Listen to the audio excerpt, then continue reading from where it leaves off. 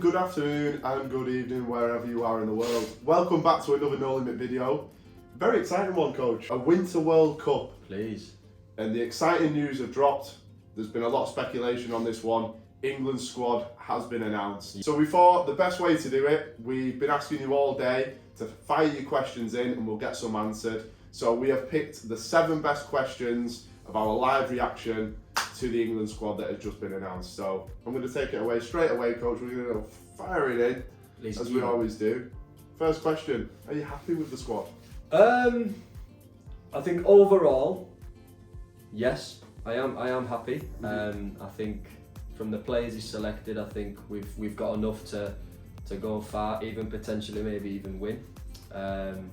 It's coming home, guys, please. But there's one name, Coach, that I believe should have been included, that wasn't. And I've read a lot on the social media, back and forth on social media, you know what I mean, all that. And it's Tomori. Now, I'm not going to go out there and say I watch him every week. I certainly don't. But from the things I have seen of him, he's a fantastic young centre half, and I do believe he's better than some of the names on that list. What do you think? Are you happy? Are you happy overall? Yeah, I am. Judging on the last 2 tournaments, it was important. It didn't change too much, but it's been nice to see the odd little 1 or 2 been introduced, which has been great. I agree with the Tomori one, and I think there's a few more that we'll maybe go into later in the video that should have probably been included. But overall, I'm happy. Very nice. Just pulling up another question for you there, Coach, about the whole goalkeeper situation. Who starts in goal? In the sticks. Between the sticks, the numero uno, number 1. Obviously, I think the reason that they've asked that question is because Pickford been so good for England. Maybe his club form not so great. So questionable. Who do you believe starts between the sticks, Coach? It's whether you go off club form or you go off international form. Pickford's never let England down. He's been awesome the last 2 tournaments, even in friendlies in the Nations League as well. And I don't think that should change. For me, you go for Pickford? Pickford starts. Pope, there's a great shout for. Again, been doing really well for Newcastle. Ramsdale's done great. I think it's amazing that now, in previous tournaments, we've been looking, when we were growing up anyway, we'd always have some fantastic football that always struggled in goal. And to have some of the names we've got to choose from now, it's certainly not an area that we struggle in. There's one player I do want to mention though. I think it's a crime, an absolute crime, that man right there, Dean Henderson, isn't in the squad. Again, guys, let us know your thoughts in the comments. I may be biased because he is a good friend of mine, but this season he's been doing great. One of the highest save ratios in the whole of the Premier League this season. Big moments, saving penalties. Harry Kane being one of them, Declan Rice, another England player, being one of them. He's been in and around the England squad before. He's come up all the way through the ranks. I think Dean should have been included this time, but again, I know time is on his side. He's only my age. He's a young boy. So plenty of time for Dean, and I'm sure in the future we're going to see certainly England's number 1. I would agree. Number 3, I really like this one sent in. Bit controversial. Okay. What are your thoughts on the players that have been picked and included in the squad and haven't been playing for their club, whether it be injuries or just out of form? So with this question, I'm guessing what they're getting at, it's probably your Calvin Phillips, your Harry Maguire. He's been getting a lot of stick lately. Maybe Kyle Walker's been injured and he's made the team. Stones as well. Stones hasn't been playing. John Stones, I think, for me personally, I think he's our best English centre-half. Kyle Walker, I think, when he's fit, has to play. And did Southgate not say that he's going to be fit after the group stages? So, I think... Very important. Yeah, very important. As for your Harry Maguire and your Calvin Phillips, I think Calvin Phillips, I didn't particularly think he was that great for us anyway in the Euros. Harry Maguire, I think, should make the squad. I think he should be making the squad, but for me, he doesn't start. Maybe he does start. Maybe he does start. Who do you start? It's such a... that I area don't is know. very, very weak. We are quite weak, but I think it's dependent on what formation Southgate goes for. If he goes for a 3, Maguire has to start. If he goes for a 4, I think maybe not. But definitely not Phillips for me. I think you could have included someone else. So coach, we've just spoke about players that have been included that maybe we think shouldn't have. What are your thoughts on some players that weren't included that maybe you believe should have been included? And we spoke about the whole video so far. Tomorrow should have been in the squad. Done so well last season, winning the title, being such a big part of that AC Milan team that won the league. So I think he's number one. Tammy Abraham should feel a bit hard done by. Again, had a great season last year for Roma. Maybe not gone as much his way this season, but when we look at backups potentially for Harry Kane as the number 9, I think Wilson's form the last few weeks maybe just swayed it for him to be that backup player. But Abraham should maybe feel a bit hard done by. Who would you rather have coming off the bench, Abraham or Wilson? Who do you think? Who would you believe would get you that goal? Maybe we're 1 down, maybe drawing. Who do you believe would maybe come on and get that goal for us? That's a very tough one, because right now I think Callum Wilson's a better footballer. I really do. But Abraham's a bit more experienced in European football and for England as well. Yeah. So I think there's an argument for both. So I think you just pick the informed player, which is Wilson, and just hope, to be honest, that they're not needed and Kane's fit and firing every game. But it'd be nice to have someone. You know, Marcus Rashford can play as a number 9 as well. He certainly can. But yeah, for me, it would be those two, Tomori and Tammy Abraham. Okay. It's crazy as well, coach. We're actually sat here, and Jadon Sancho was not even mentioned. Yeah, I was going to say that. Like, he doesn't even get a sniff now, does he? No. Like, it's crazy. But again, form's just gone off the cliff. Fingers crossed he can pull it round again. Still quite a young lad. Oh, I'm a big fan of his. I mean, when he's playing well, I think he's outstanding. Maybe even world class. But it's not clicked through with United, has it? Not at all. I'm going to chuck a bit of a crazy name out there. Now, I know myself he's not the best footballer. I know he's not. There we go. I know he's not. But it's Andy Carroll. maybe 10 years ago. Tournament football, games are coming thick and fast. You need maybe some players to cover different positions, so you need maybe someone who's versatile, as we spoke about. This player can play left back. He's been playing left back for his club. He can play centre half. As we've already spoke about set pieces, he's about 6'7", 6'8". I think he's the tallest player in the Premier League. I'm going to say Dan Burn. I think if someone like Harry Maguire can make the team, why can't Dan Burn? Now, if anyone's been watching Newcastle, my team, might be a bit biased, but the way that guy's been playing, he's been exceptional. He really has, and he's just that no-nonsense, just strong defender that I think would be perfect to maybe suit a bit of a John Stones. He likes to get on the ball, you know what I mean? But certainly an area up for debate. Yeah, but I'm not going to say definitely. I'm definitely not saying that, but I think he deserves, maybe his name deserves to be in and around there a little bit more than what it is.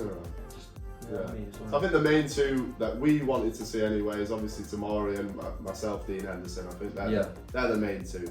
Question number 5, and my favourite question so far. I like little ones like this. Coach Dan, you have to pick one player and one player only. Who will be our star man this tournament, this World Cup? I like that. Star man. Well, first of all, you go straight for Kane, don't you? The goal scorer, the main man.